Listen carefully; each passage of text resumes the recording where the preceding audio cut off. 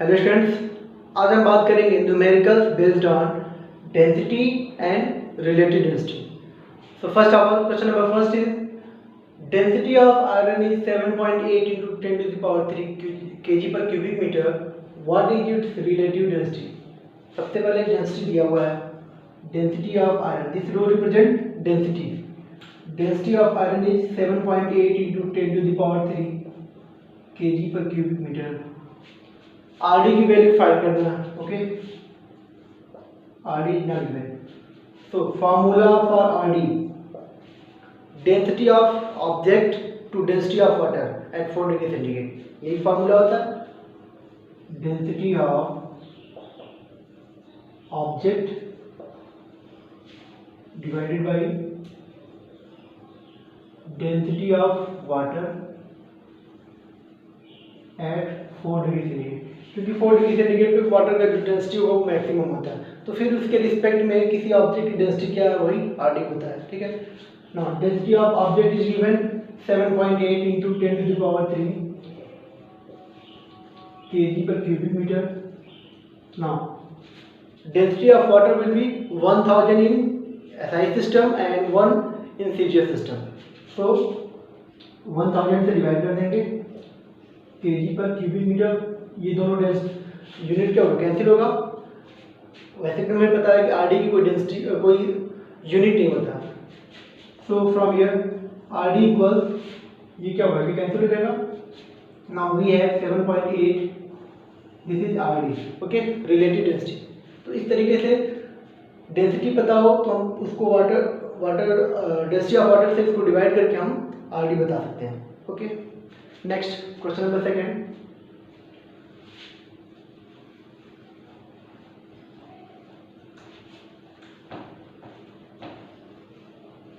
question number second, RD of silver is 10.8. This is RD of silver 10.8, कोई unit नहीं होगा। Find its density, मतलब ये कि आपको फाइंड करना है डेंसिटी ऑफ सिल्वर। जस्ट इसके पिछले नंबर में क्या था, डेंसिटी दिया हुआ था, आपको आरडी फाइंड करना था। यहाँ आरडी दिया हुआ है, डेंसिटी फाइंड करना है। उस फॉर्मूले से भी सॉल्व कर सकते हैं। दूसरा ये कि हमारे पास ऑलरेडी एक फॉर्मूला है, डेंसिटी इन एसआई सिस्टम। अगर हम एसआई सिस्टम में डेंसिटी की फाइंड करना चाहते हैं, ठीक है, तो क्या करते थे, RD into 1000 kg per meter cube.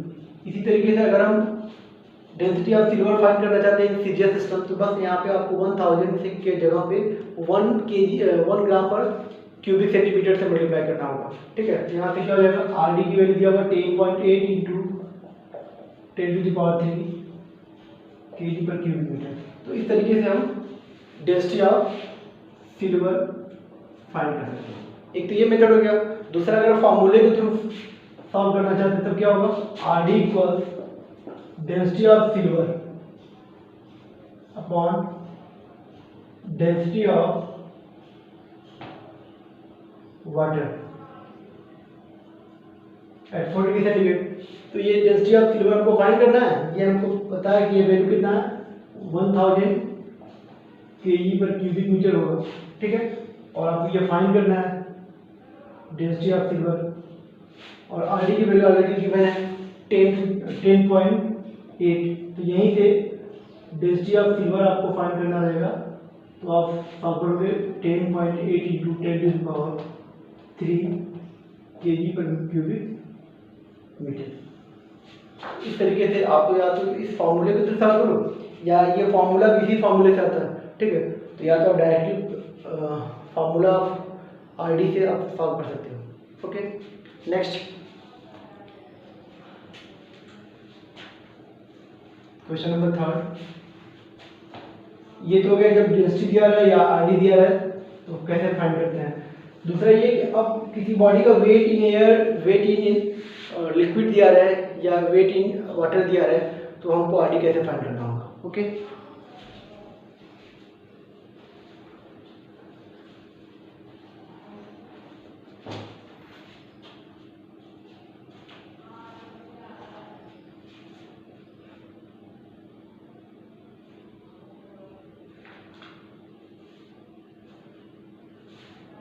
Next question number third, a body weighs 20 gram in air, okay, so we can write weight of body in air. Air में कितना है, इसको हम कहेंगे W1, this is W1, weight of body in air, ये कितना होगा 18 gram force, no sorry 20 gram force, okay, and in water 18 gram, so weight of body in water, ये कितना होगा W2 18 gram force, okay. Now calculate the RD of the material body, material of the body, हमको RD find करना है, okay. RD के लिए formula क्या होगा, RD equals weight of body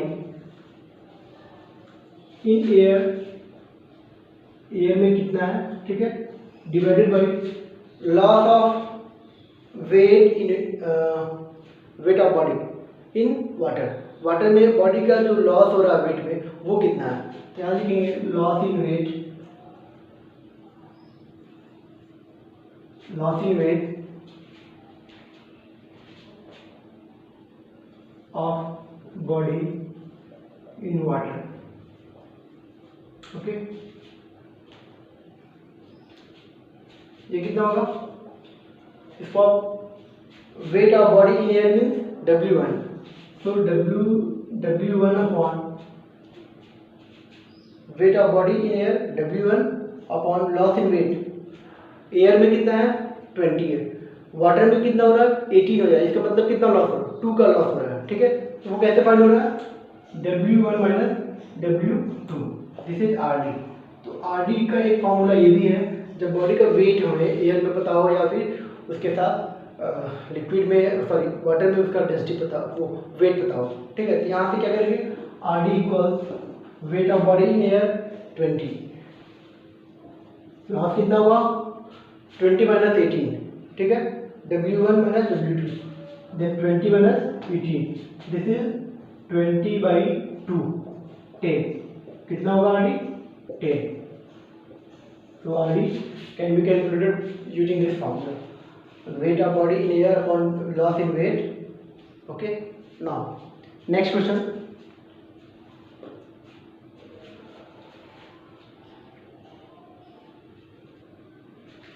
this is solution of question number 3. Now question number 4,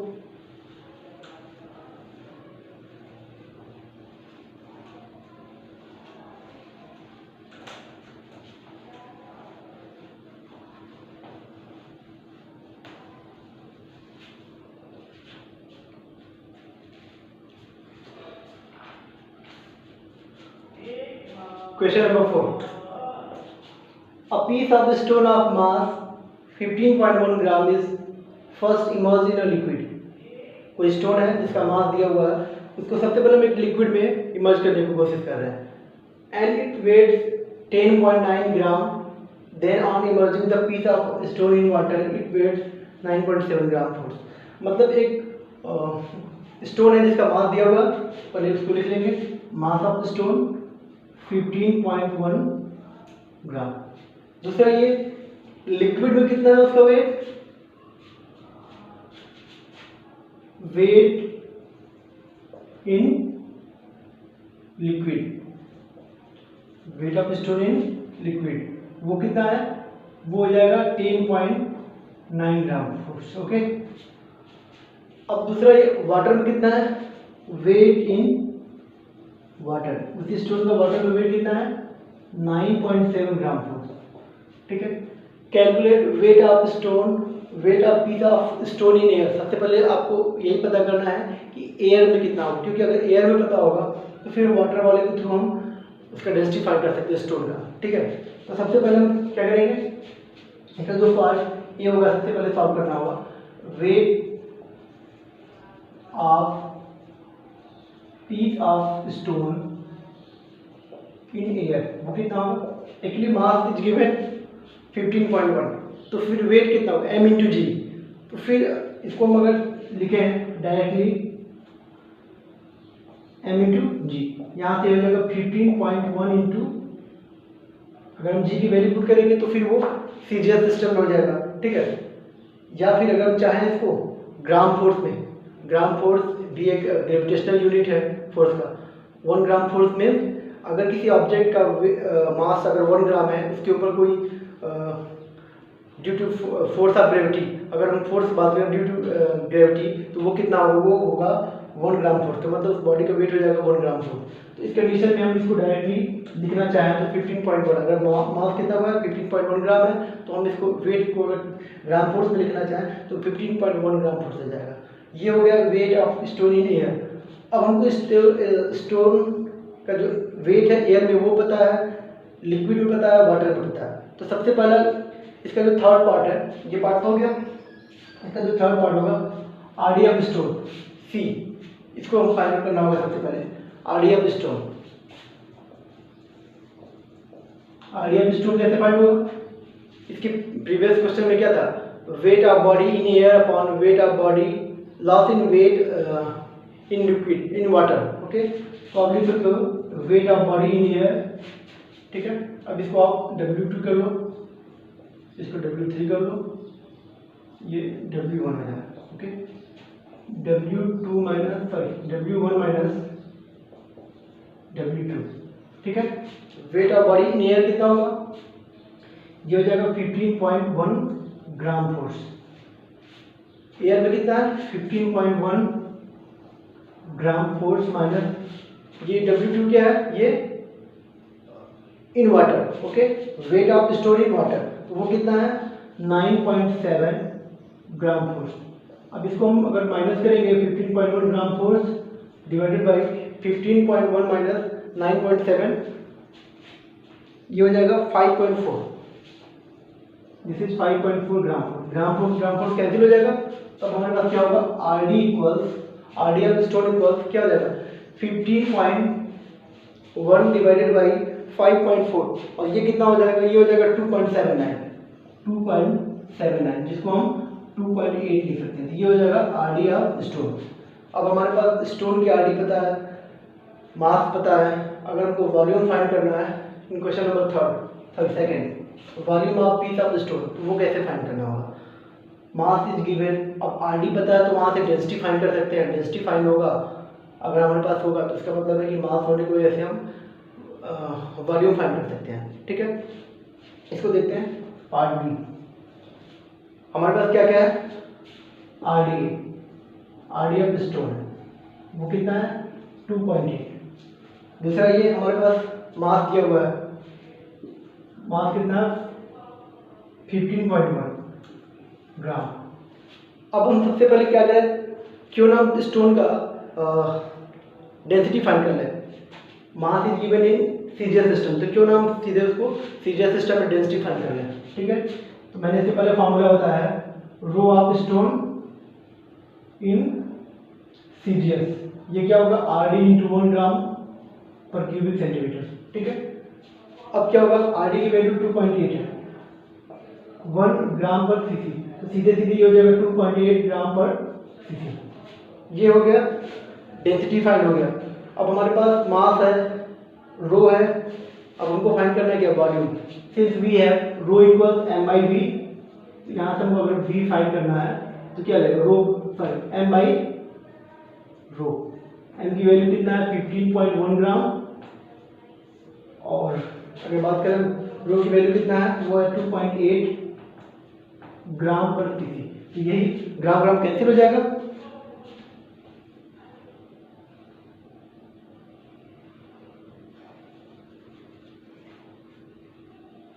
अब इसको solve करेंगे, ये कितना आएगा, v की वैल्यू होगा 5.39। Okay,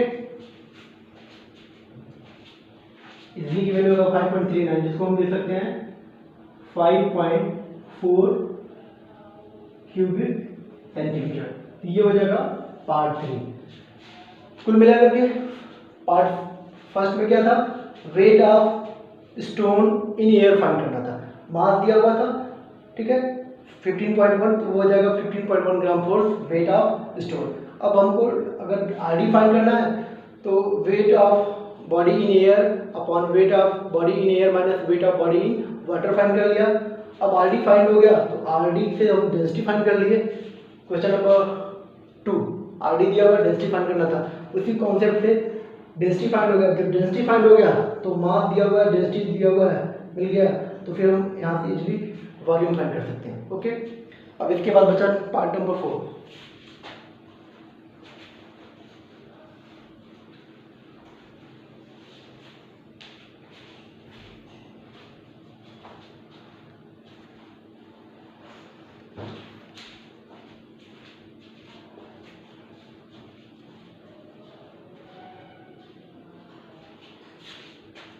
D part, RD of liquid, अब इसको फाइंड करना है।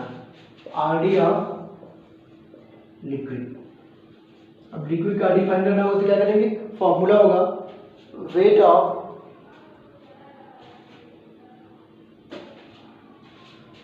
Loss of wait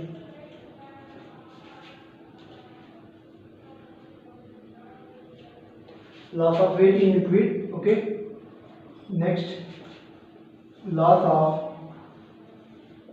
weight in water। ये तब जब किसी ऑब्जेक्ट को लिक्विड में और वाटर में भी दोनों में इमर्ज कर रहा है बारी बारी से, तो इसका वेट अगर हमको पता चल जाए तो वहाँ से हम लॉस इन वेट फाइंड कर सकते हैं। अगर हमारे पास weight of body in air हो तो यहाँ से देखते हैं कितना लॉस हुआ लिक्विड में। पहले एयर में कितना था, 15.1 ग्राम फोर्स, ठीक है, माइनस कितना करना होगा, लिक्विड में कितना था, लिक्विड में था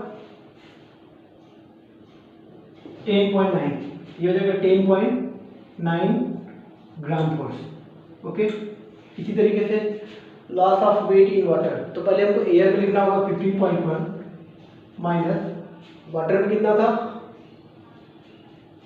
यस 9.7, तो ये 9.7 ग्राम फोर्स हो जाएगा। यहाँ से हम इसको माइनस करेंगे 15.1 माइनस 10.9, तो ये कितना हो जाएगा, ये हो जाएगा 4.2। ओके, ग्राम फोर्स ये दोनों कैंसिल हो जाएगा, ठीक है। नीचे कितना बचेगा, नीचे बचेगा 5.4 और जी लास्ट में हो जाएगा 0.78। तो इस तरीके से, ठीक है, 15.1 माइनस 10.9 ये हो जाएगा 4.2, 15.1 माइनस 9.7 इसको माइनस करेंगे तो ये हो जाएगा 5.4। अब इसको डिवाइड करेंगे 4.2 डिवाइडेड बाई 5.4 तो ये आएगा 0.78, जिसको हम अगर लिखना चाहें आरडी ऑफ लिक्विड ये लिख सकते हैं 0.8, कितना हो जाएगा, और इसका यूनिट होता नहीं है तो आप यहाँ यूनिट लिखने की जरूरत ही नहीं है। तो इस तरीके से आप और भी सारे न्यूमेरिकल्स को सॉल्व कर सकते हैं। Okay, thank you.